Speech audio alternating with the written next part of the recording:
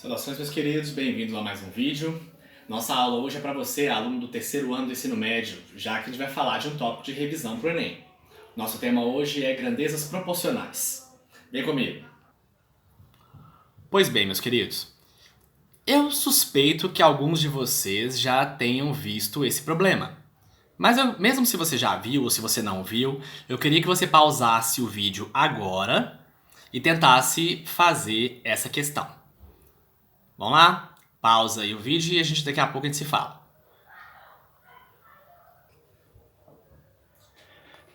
Pois bem, o que eu estou mostrando para vocês agora são duas sugestões de resposta que eu já vi alguns alunos fazendo essa questão. Olha só, é um problema simples para a regra de 3. Aí eu já vi alunos resolvendo de dois jeitos, ó.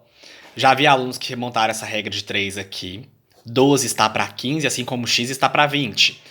O 12 e o x são dados em horas, o 15 e o 20 são dados em litros por minuto, de acordo com a contextualização, ok?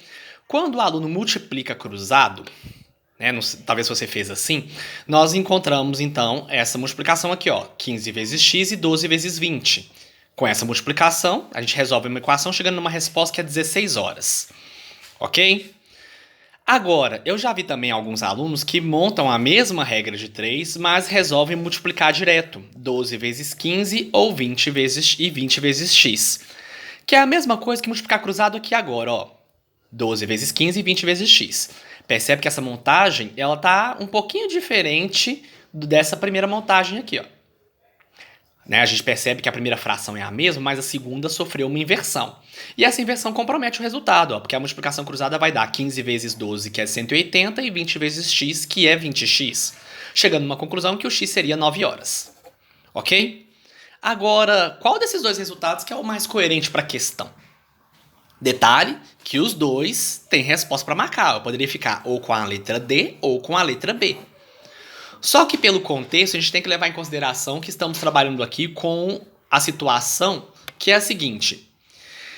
Se eu tenho uma torneira com uma vazão maior, né? A torneira antes vazava 15 litros por minuto e agora ela vaza 20 litros por minuto, significa então que essa torneira está despejando mais água. Então o tanque está enchendo mais rápido. Se a torneira está despejando mais água e enchendo o tanque mais rápido, então nós vamos gastar um tempo menor que o tempo original. O tempo original era 12 horas aqui em cima, né? Então espera-se um tempo menor do que 12 horas. Nesse caso, a resposta correta fica sendo então a letra B. Né? 9 horas é a resposta correta. A gente marca a letra B aqui e despreza a letra D. Certinho? E essa letra D é um distrator que a gente para errar feliz. Nós temos que levar em consideração que o que a gente está tratando aqui é um problema de regra de 3, só que é um problema de regra de 3 com grandezas inversamente proporcionais. Nós estamos muito acostumados a trabalhar problemas de regra de 3 assim, ó. Eu monto a regra de 3, multiplico cruzado e chego na resposta. Só que vocês perceberam que isso aqui não ajudou muita coisa não, né? A gente vai aniquilar essa resolução aqui e focar nesta resolução. Certo? A gente tem que levar em consideração que muitos alunos costumam trabalhar problemas de regra de 3 sempre trabalhando só dois passos. Primeiro, eles montam a regra de 3, multiplica cruzado e chega na resposta. Só que esse passo aqui é importante, ó. Olha só, para a gente resolver uma regra de 3, sempre eu preciso levar em consideração isso aqui, ó. Primeira coisa, eu preciso montar uma tabela com todas as grandezas envolvidas no problema. Essa tabela, ela então vai envolver aqui no caso o tempo e vai envolver a vazão, certo? Depois que a gente monta essa tabela, eu preciso montar a proporção, mas verificando o tipo de proporção. Que proporção que existe no problema? É uma proporção direta, uma proporção inversa? Se a proporção for direta, é só ir lá na tabela e multiplicar cruzado. Agora, se a proporção for inversa, percebe então que uma fração nossa foi alterada. Certo? Percebe que a fração que eu estou levando em consideração não é 15 sobre 20, mas 20 sobre 15. Essa inversão, ela acontece justamente porque estamos trabalhando com grandezas inversamente proporcionais. Esse aqui é um problema de proporção inversa. Ok? A gente tem que levar isso em consideração. Se o problema for de proporção direta, nós simplesmente vamos multiplicar cruzado. Agora, se a proporção for inversa, antes de multiplicar cruzado, eu primeiro preciso montar a proporção invertendo uma das frações envolvidas. Geralmente a gente inverte a fração conhecida, porque essa fração aqui é desconhecida, tem um valor nela que eu não sei. É justamente o que eu estou procurando, certo? Eu vou fazer o seguinte, a gente vai deixar 12 sobre x quietinho, igual tá na tabela, olha só, 12 sobre x, e vou inverter a segunda grandeza. A segunda grandeza era 15 sobre 20, eu passo a escrever 20 sobre 15. Essa inversão ela é necessária porque nós identificamos aqui uma proporção inversa. Depois que nós fizemos essa inversão, aí sim, vamos multiplicar cruzado e achar a resposta. Ah, professor, pode multiplicar direto? Tem alguns alunos que já identificam que pode multiplicar direto. Só que essa multiplicação direta, né, tipo assim, a multiplicar olhando para frente, né, vamos falar assim. Essa multiplicação olhando para frente, ela é característica de uma proporção inversa. Então, independente de como você escolha multiplicar, a gente não pode esquecer desse passo, ó.